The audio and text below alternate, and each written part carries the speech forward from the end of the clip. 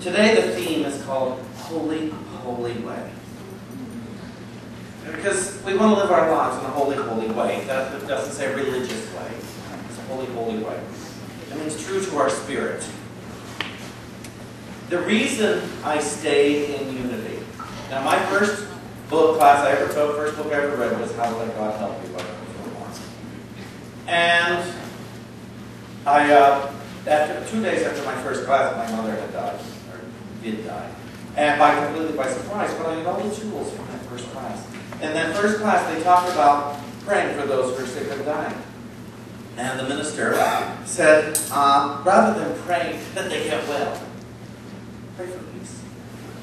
People have come out of comas to say, let me go. I'm not the one to decide for another's journey. I'm the one to decide for God. Meaning, God in my conscious life. God as my reality. They told me, and I believed them, they, my teachers, so many that I've read about and discussed with, that all healing is possible. But I'm not the judge of how one is healed. Healing doesn't always look like I think it will, but all healing is possible. And all physical healing is possible. That's why Myrtle and Charles Fillmore kept working as they did, and so many of those who joined their spiritual movement, those who sat around the kitchen table praying with Myrtle before Charles joined in, before Charles saw it as a business, that not only could prosper, but could help the world. It was a twofold business, because Charles Fillmore was a businessman. In fact, I told you the other day that he took according to his story, he sat in a rocking chair for months, just thinking a nice thought. And nothing happened, but he felt better. And then one day, he was finishing up a real estate deal at the bank and realized he had dreamt the entire thing from start to finish. And that's when he said, oh, it can come to your dreams, but it is taking place as a result of my doing this spiritual work, by becoming a spiritually active individual. And he went directly to Source because he thought that was essential, or the whole thing was a fraud. Because all the teachers kept saying different things. All the day he talked to so many different teachers, and they kept saying, and what he said was, in all this babble, I must be able to go to Source. Directly communicate directly with Source. But because they told me I could heal whatever it was, that it was within the realm of possibility. And they didn't say I was bad or stupid or doing something wrong if I didn't. But they said it was possible, and I appreciate possibility. And that's why I have stuck around Unity. And I have had what do you call it? A physical healing. I had an instantaneous healing. Many of you have heard the story. But several years ago, I sprained my ankle. I fell off a stage, or I stepped off the stage. I was focusing lines for a show. And I stepped off the stage, and I don't know what I stepped on, but I went down. And I was afraid to look at my ankle because I was sure the ball was sticking out sideways. It just hurt so much. I was terrified to get up. And I laid there on the floor, told the singer, just go sing. Donnie, just go sing. I did have to sing at this performance. She was nice enough to suggest that after her show I should go to the hospital. But I laid there. And I heard the words, pick up your pallet. And I saw myself touching the hem of the garment and hearing, it is your faith that makes you whole, Shawn. It is your faith that makes you whole. I just heard those words. There was no vision or anything. I just heard the words in my head. And I managed to hobble to the office, and I called a couple of friends. I said, send me a treatment here. And I did the shows, and 2 friends of mine walked me home that night. I couldn't go to the hospital because I didn't feel I could. I didn't have insurance then. And it's amazing how well you can get when you don't have insurance. But I got home, my friends walked me home, they walked my dogs. And then I got to have an ace bandage around my ankle. And I had my grandfather's cane. Well, how cool is that? So for a couple of days, I got to use my grandfather's cane. Oh, I felt special. I thought, look at me, look at me, look And then the cane got old. You know, all of a sudden I've got things to carry. So I'll just limp. Yeah, I'll just limp and wrap the ace bandage. Well, that got old after a couple of days, and literally a couple of days. The following Wednesday, I fell down on a Wednesday. The following Wednesday, I was at a job. I used to clean sound equipment in a sound studio, or a dance studio. And there was this one studio I always saved for last because nobody was near it, and I could sit and meditate in it. And I sat down to do my meditation, and the way I usually start my meditations is, the Christ in me is awakened now. And just as I said those words, there was a ripple through my body, and my ankle went, eh. And I was back on rollerblades in 2 days. That's what I know. What I also observed was I wasn't trying to heal my ankle. I sat down to meditate. I sat down to know the Christ in me is awakened now, because that was much more important than healing my ankle. Turn your attention Godward. That's what they told me. Turn your attention Godward, and the circumstances will not be important to you. Proving that you can heal will not be improving, will not be the primary focus. There's a wonderful book, I have 1 or 2 copies over there, called Spirits in Rebellion. And it is the history of the New Thought movement, and it has the example of so many of our antecedents in New Thought who have had surprising healings. They went to a spiritual meeting, and suddenly they could eat again. Miranda Kramer, I believe it is that the one? Or no, Nona Brooks. It's Nona Brooks, who went with her. She couldn't eat food. She was down to liquids. And she went to this meeting with her sisters. The woman teaching it may have been Miranda Kramer, I'm not sure, or a student of Miranda Kramer, so read the book. But she talked about, this woman talked about the presence of God. They went as a favor to their mother to hear this woman speak. And I'm like, the woman had rented a classroom. And the woman spoke about the presence of God. And that's what she remembered. And she didn't think much of it, but they went again. They went 3 times.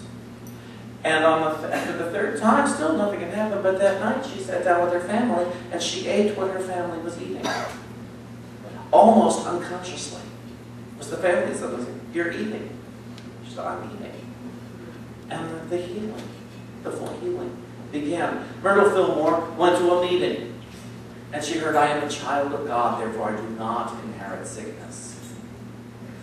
And so, now I do not tell people not to go to the doctor. That would be irresponsible of me, and I'm not taking responsibility. I say, go to the doctor till you know you don't have to go to the doctor. But she heard, "I'm a child of God."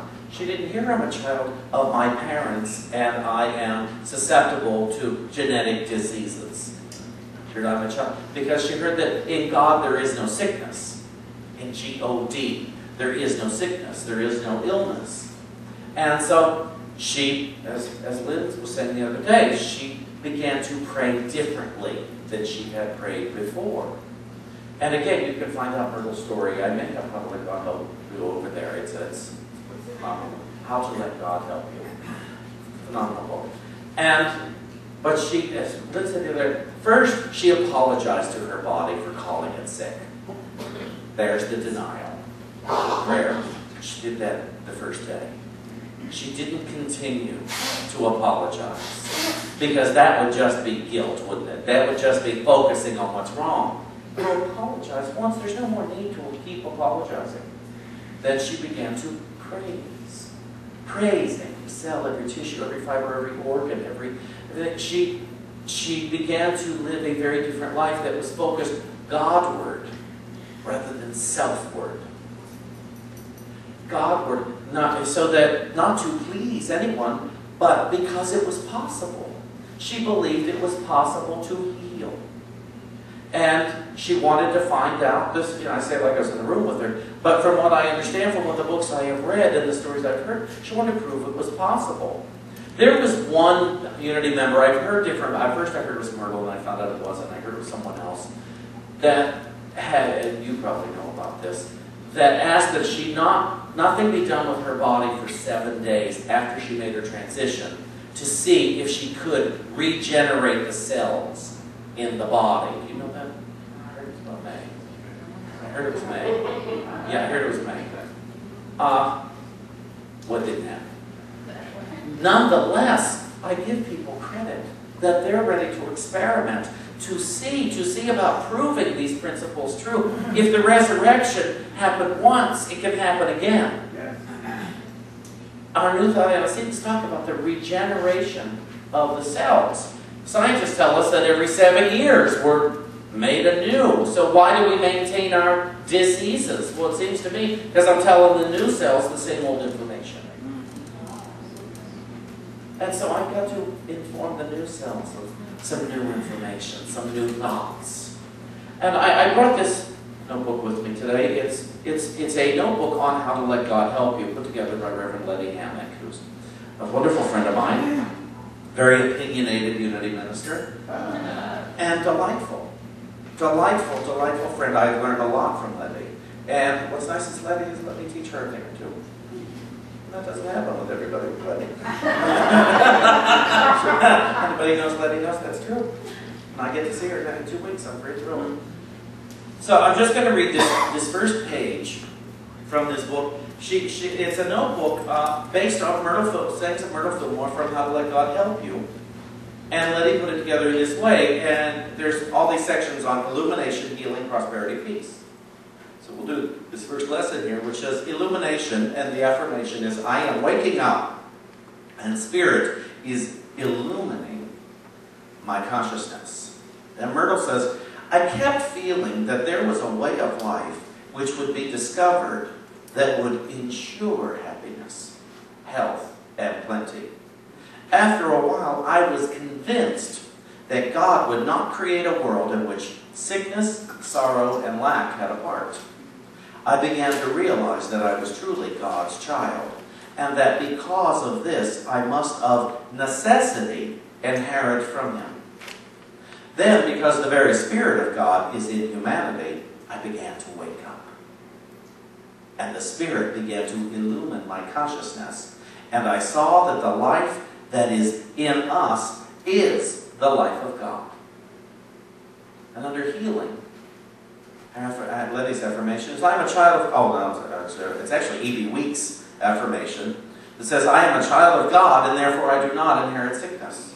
And Myrtle says, God revealed to me that my body was intelligent, that I could direct it and praise it, and it would respond.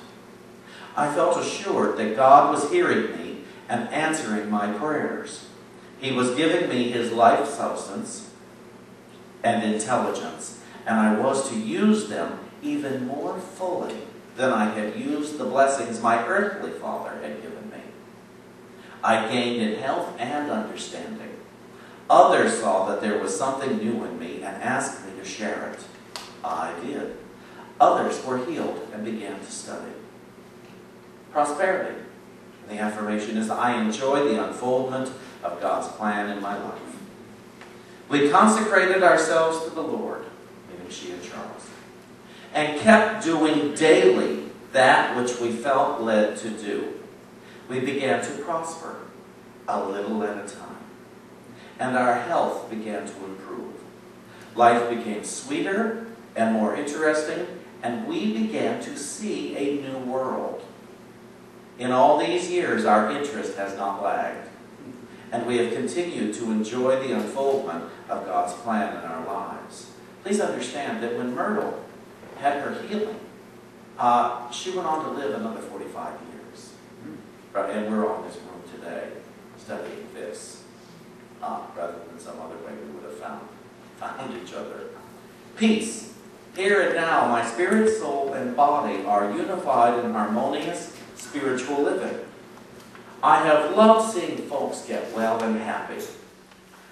I do still, but I have learned that the spiritual awakening and the daily development of the Christ powers are more important. The soul must be awakened and brought to a realization of the truth and encouraged in the righteous use of all the God-given faculties and powers. The individual must be helped to unify his or her spirit, soul, and body in harmonious spiritual living here and now. The Christ Spirit. Every day during your periods of communion with God, in the silence, Pray for wisdom and guidance. Make yourself, and that doesn't mean beg for it, it means accept it. Make yourself open and receptive to the leading of the Spirit. It will be revealed to you just what steps to take in doing your part to establish divine order. You are learning lessons, growing, and going forward to a day of light, joy, and freedom. We must raise our consciousness to the place where we are able to see the perfect image and likeness of God in all people. Christ is the real self of each individual, as Ed has been saying, the I am of us that does not change. By seeing only the Christ in all people, we not only strengthen our own spiritual consciousness, but help all whom we contact to realize and express their innate divinity. And the last part is spiritual understanding. Had we the right, or had we the understanding of spiritual things, which is ours by divine right, we would see that we now touch elbows with the inhabitants of a realm beautiful beyond comparison. This planet is in reality a thought of divine mind, and it is alive with the same vivifying intelligence that animates humanity. It is the habitation of perfected souls that have come into a consciousness of their unity with the one mind. And as we go within ourselves, in the silence, we come to a certain degree of harmony with it. It is what Jesus spoke of as the heaven that is within you.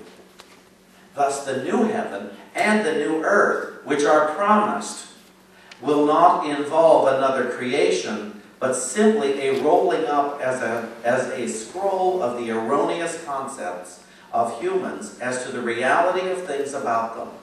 Those whose spiritual understanding is restored to them can now and here enjoy this new Jerusalem. Jerusalem means peace. It is simply knowing the real from the unreal.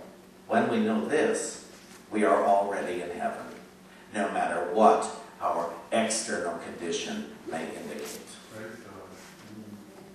So, you do not have to believe the appearances.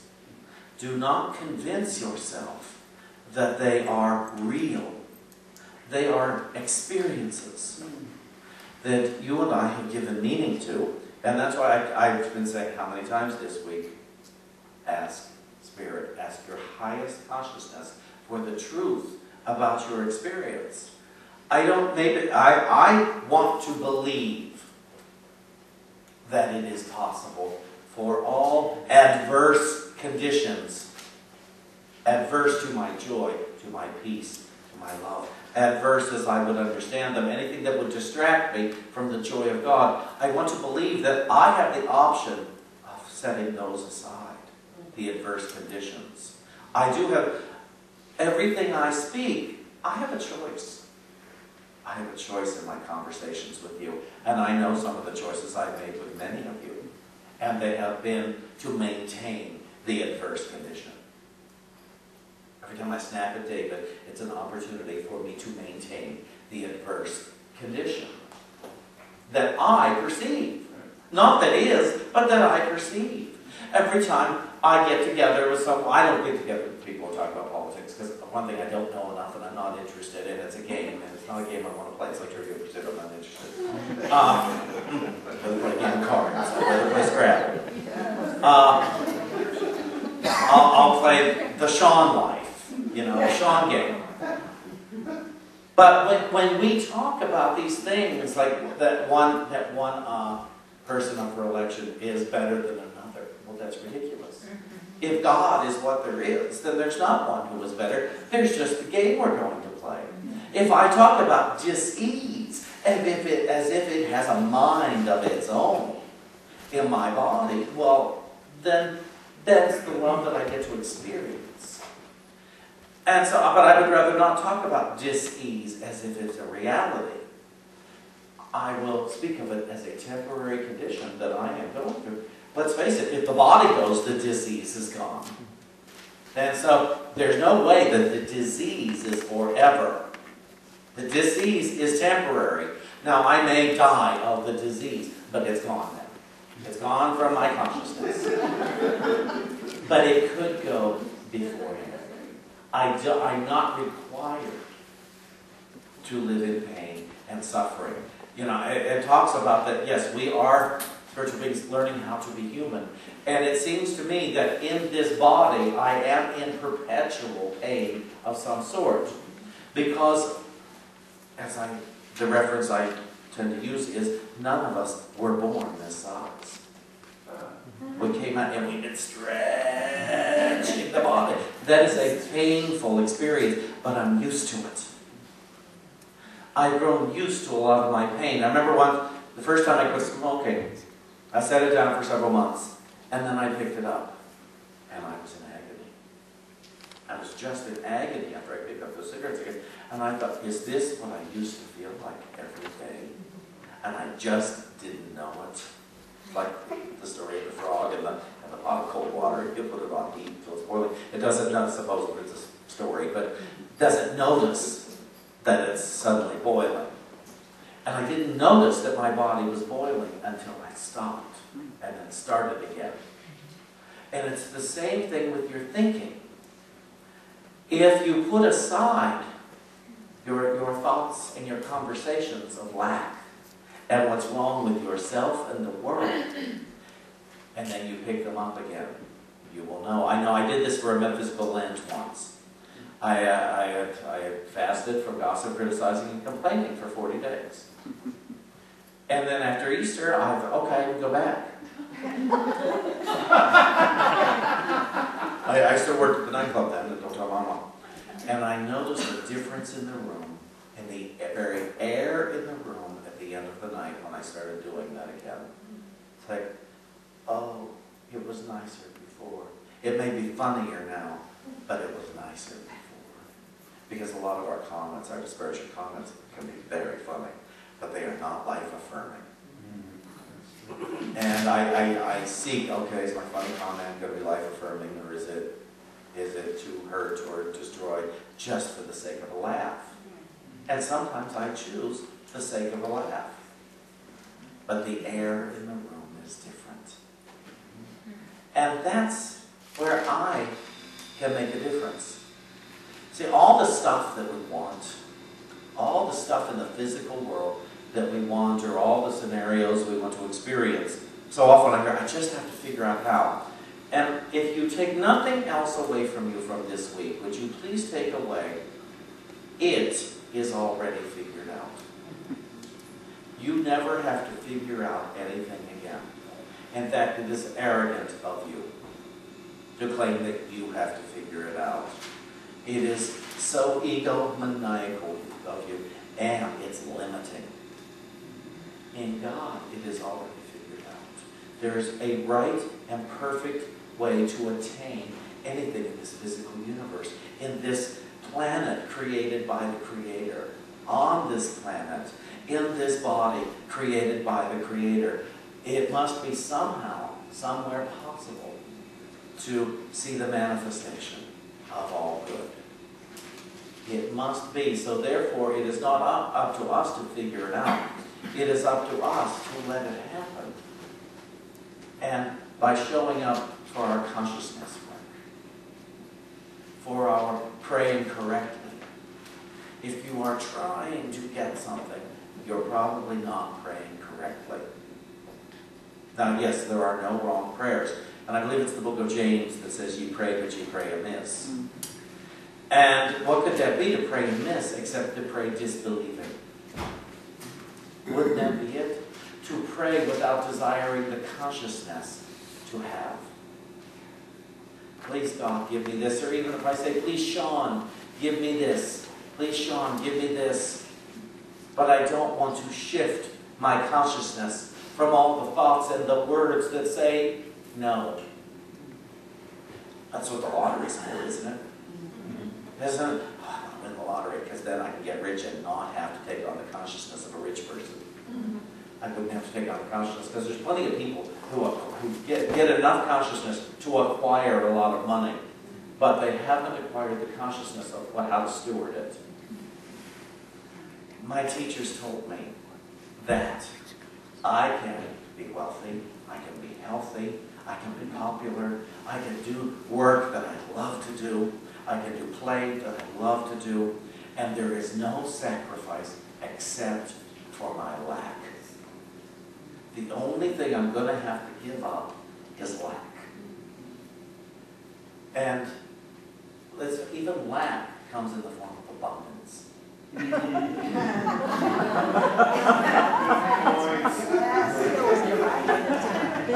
of us can have an abundance of lack. So you see, lack is never a reality. It's just an appearance based on my thoughts, based on my definition of how much is a lot and how much is a little. Since God is not a person, God doesn't know a lot. God doesn't know a little. God knows love. God knows peace. God knows joy. God knows wisdom. God knows what God is. Omnipresence, omnipotence. I keep losing that one. Omniscience. God knows what God is. God sees what God is. That is why God does not intervene in your problems. No matter how hard you beg, oh God, please, please, please, please see this awfulness and fix it.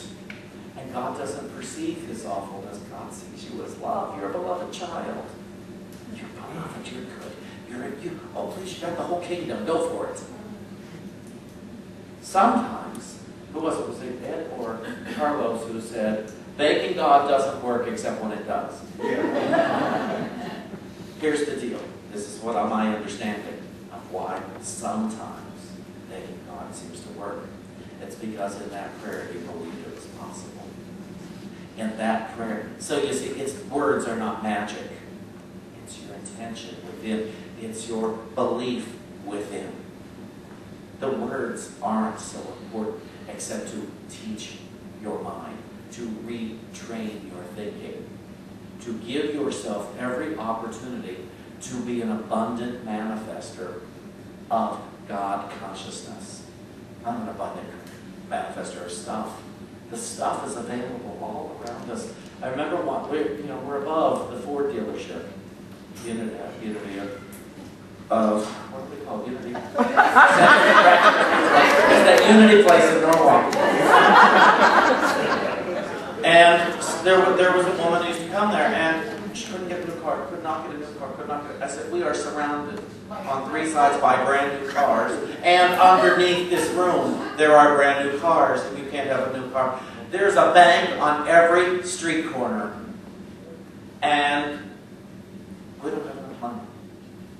What's up? What is up with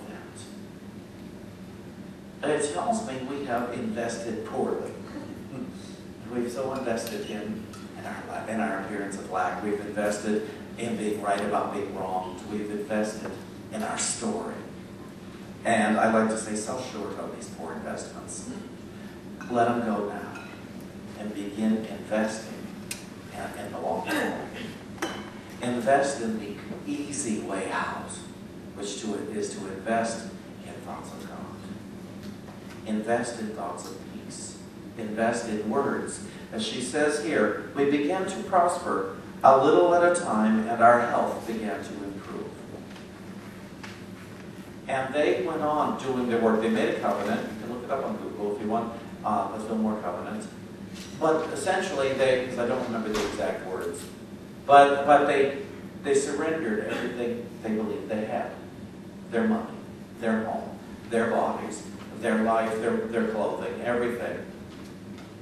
And the food they ate, while they would serve the Society of Silent Unity, as it was called then. And in exchange for that, they expected their money, their clothes, their home, their food, their relationships, the health of their bodies, while never making those things the object of their existence. They wanted to be as the lilies of the field, that were always clothed magnificently. So they had a function. You ask Spirit what your function is. This is the purpose of this journaling. Carol Cornellison this morning said, and the prayer that when she heard me say, you have to journal this week, what was the word you used? I said, that sucks. Yeah, that sucks. That sucks. This morning she said, Shawn, I am committed to making this a daily practice. It is changing my life.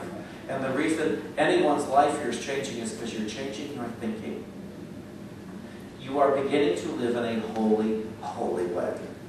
Once again, your beginnings. Many of you came here already, but I've heard from some of the holiest people I know this morning. I wish we didn't have to leave. I wish, and my thought to you was, but you haven't left yet. You're here now. Don't leave before you go. Don't already plan on lack. Don't plan that you're going to shut up.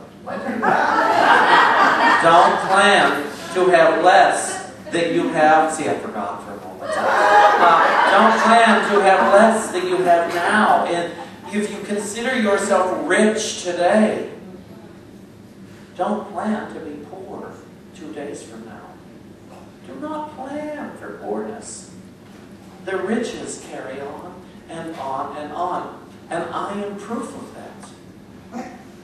I'm the proof. You find that funny? How come? Because you just snapped it in and you said, I forgot for a moment, and that's the reality of it. Yeah. Absolutely. And I love that. Oh, I forget by the hour. And I keep remembering. That's totally fine with me.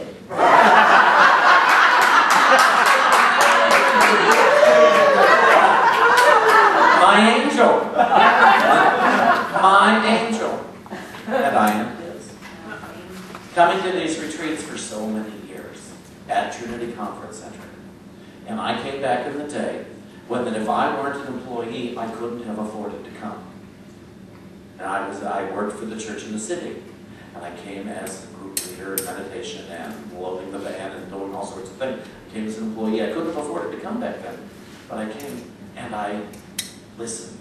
And I kept coming back and taking classes in the city. I took the spiritual classes. These were the ones that interested me, and I learned and I learned and I learned and I learned. And I learned from practicing. I learned from practicing. Intellectual learning will only carry you a little ways. You must know through your experience, not through mine. You know, my teachers inspired me, but only because, oh, I want a piece of that. They couldn't give me a piece. I had to go grab a piece for my own experience. I had to go to Unity Village. Went there. And I met people like Lynn. You know, when I got resentments at the church in the city, I stayed anyway. And I got to be friends with Carlos through that. And Ed and I found each other once he came to Connecticut. We knew each other before then. But he came to Connecticut and we both were at an Eastern Region conference and we went to dinner and discovered that we like each other and we have a lot of thoughts in common and we could talk about spirit in a way that I can't always talk about with everybody else. Because I could also talk about my doubts and we could talk about his, not that we have any. But it's really our doubts on how to practice, you know, to go the next step further, the next step further. We have not reached our pinnacle. We're not finished. We are employees, believe it or not, of the churches we work for. We are not saints. We are not superior beings. But we said yes to getting the microphone. We said yes to claiming the pulpit. Lynn said yes to being upstairs at Silent Unity and sit up downstairs looking up at the window. And Carlos has said yes to being the spiritual guru of the tri-state area. He gave up his pulpit to join everybody else's. And he'll have Ed's when he returns Ed's phone call.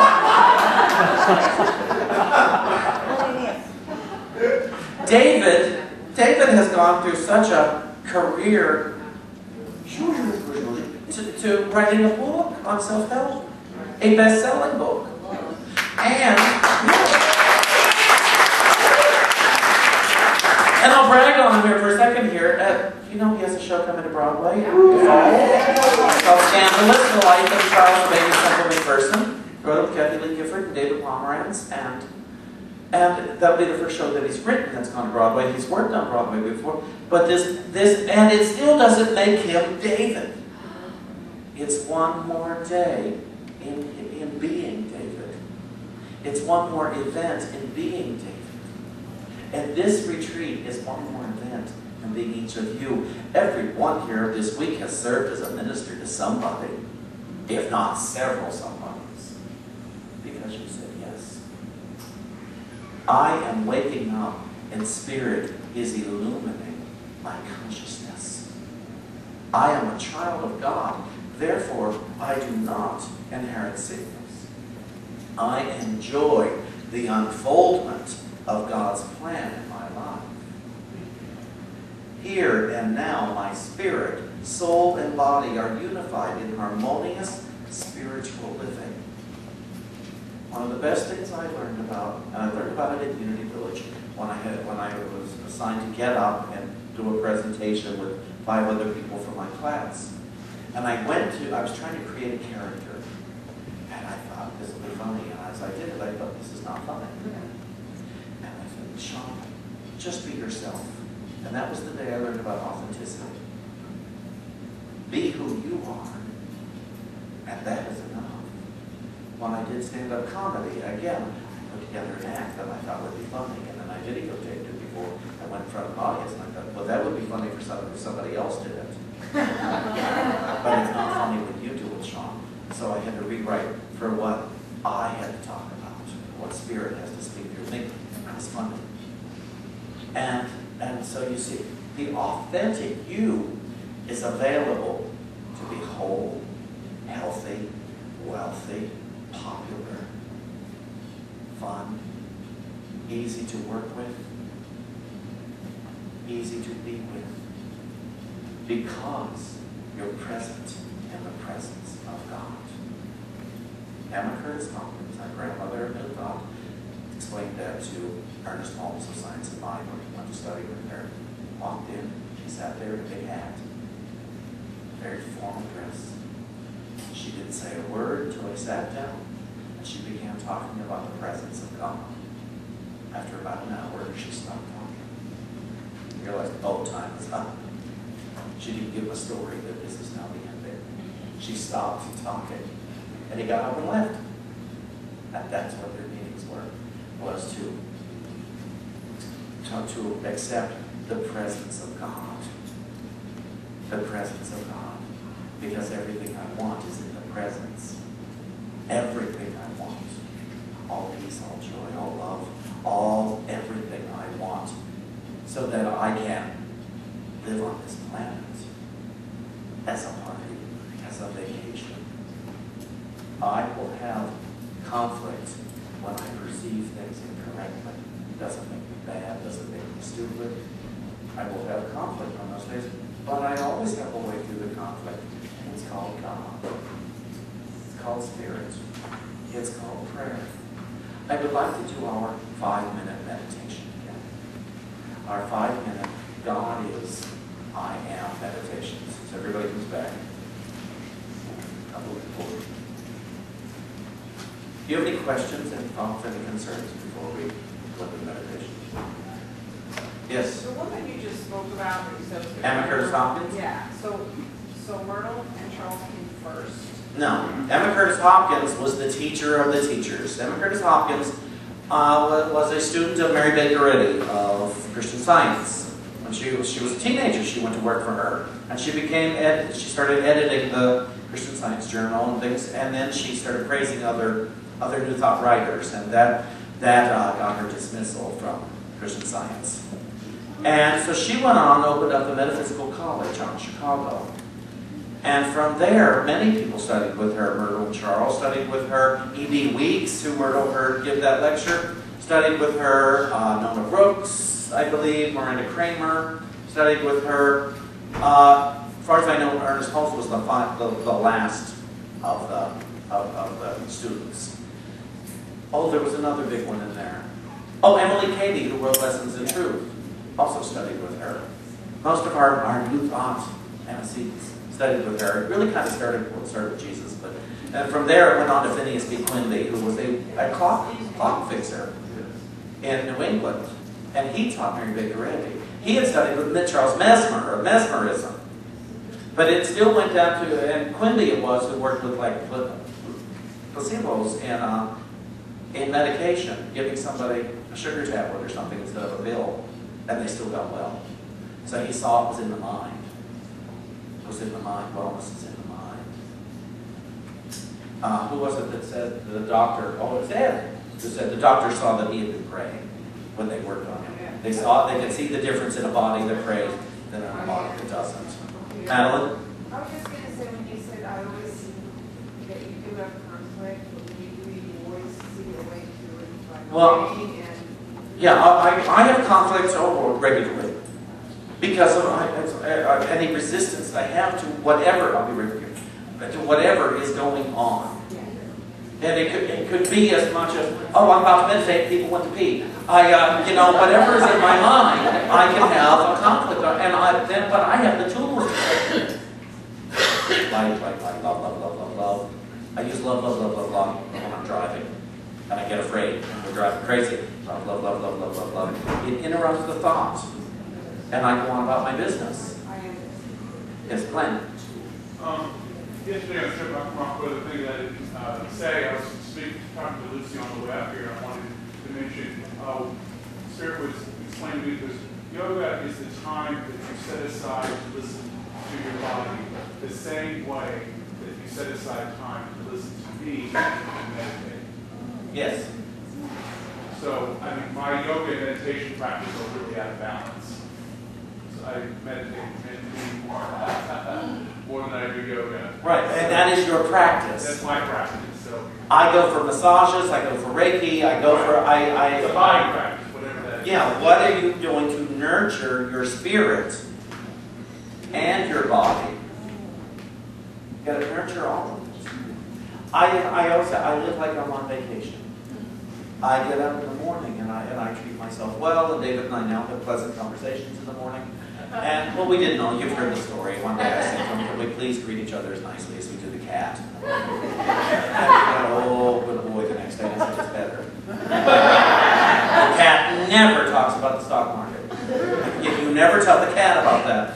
And so, we have pleasant conversations, and then I go to work and I see Alexandra, we have pleasant conversations, and we do work that I love, and then I go to lunch with interesting people, and I have interesting conversations, and I go out to dinner with interesting people, and I have interesting conversations, and sometimes I go by myself to dinner or lunch, and I read interesting books, and I try different foods, and I have fun, and that's really what it's about. When I start to go bonkers, I called Lisa the other day because I was just beside myself. I had an appointment last Thursday I was all geared up for, and then the third person of the three people that needed to meet couldn't be there, or wasn't there. We didn't know why.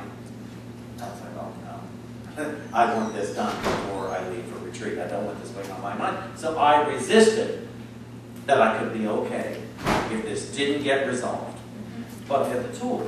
Lisa's our board president. I reached out to David and Lisa, and we talked about it. I was fine. At 5 o'clock, all three of us showed up. The three people who were to have the phone conversation. Because the one of the people who was supposed to meet at 2 lives in California. So she heard 2 o'clock California time. So at 5 o'clock, the three of us hooked up. Everything was resolved. But it would have been fine, but it was my resistance to the possibility that it might not be fine. If this doesn't happen in my time, I might not be okay. The world might not be okay. We might not have a great retreat. I might not have a great sabbatical. I can play it on and on. You mean this can't be resolved till December if we don't talk today? And it's like, all that stuff we do. And then we start to look forward to the misery. We start to create circumstances in which it cannot be resolved today so that I can be right. Sell short on that rightness. Sell short, sell short, sell short. Do not invest. Do not wish for the worst to take place. Okay, we're kind of done. We're ready. Oh, you're there.